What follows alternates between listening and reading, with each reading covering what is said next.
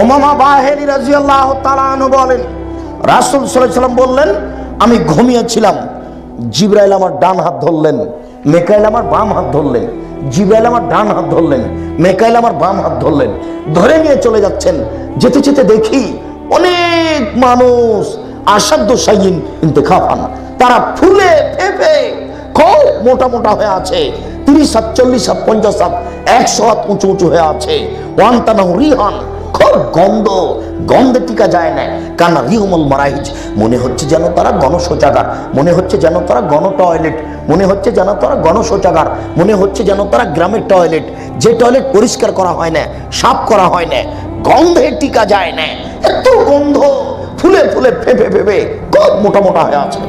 আমি বললাম, জিবরাইল মানা হয়, ছি ছি, এরা কারা? জিবরাইল, একই কথা, এরা কারা? কারাই ভাবে ফুলে ফেপে আছে, এত কেন গন্ধ? তখন আল্লাহ রাসূল বললেন, অহসনাতা জাওয়ানি, তারা হলো ব্যভিচারিণী। যারা জেনায় লিপ্ত হবে তারা এইভাবে ফুলে ফেপে মোটা মোটা হয়ে থাকবে, গন্ধে টিকা যাবে না।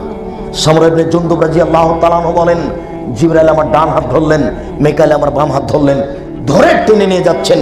যেতে যেতে ফাআতাইনা লানাবিল মিসলি তান্নুরি আল্লাহু যাইকুন ওয়াসফালাহু ওয়াসি, একটা গর্তের পাশে চলে আসলাম। গর্তটার উপর দিক সংকীর্ণ, নিচের দিক প্রশস্ত। নার, দেখি তার ভিতরে আগুন জ্বলছে, আগুন জ্বলে উঠছে। ইরতাফাউ, যখন আগুনটা জোরে জ্বলে উঠছে তখন তার ভিতরে যা কিছু আছে সব উপরে চলে যাচ্ছে। কাঁদা ইয়াখরুজু মিনহা, মনে হচ্ছে যেন বের হয়ে পড়ে যাবে। ফাইজা খামেদাত রাজাউ ফিহা, আর যখন আগুনটা একটু কমে যাচ্ছে তখন সবকিছু ভিতরে চলে যাচ্ছে। ফিহা রিজালুন ওয়া নিসাউন উরাতুন, তাতে দেখি পুরুষ এবং নারী উলঙ্গ হয়ে জমা ধরে আছে, পুরুষ এবং নারী উলঙ্গ হয়ে জমা ধরে আছে। আগুনে দাদা দাদা দাদা করে জ্বলে উপরে উঠে যাচ্ছে, আবার আগুনটা কমলে নিচে চলে যাচ্ছে, আবার উপরে উঠছে। দেখি পুরুষ এবং নারী জমা ধরে আছে, উলঙ্গ অবস্থায় আগুনের মধ্যে জ্বলছে। আমি বললাম জিবরাইলকে, ছি ছি, একই কথা, জিবরাইল এরা কারা? এরা কারা জিবরাইল? তখন জিবরাইল বললেন, অহমুজ জনাত, তারা হলো ব্যভিচার।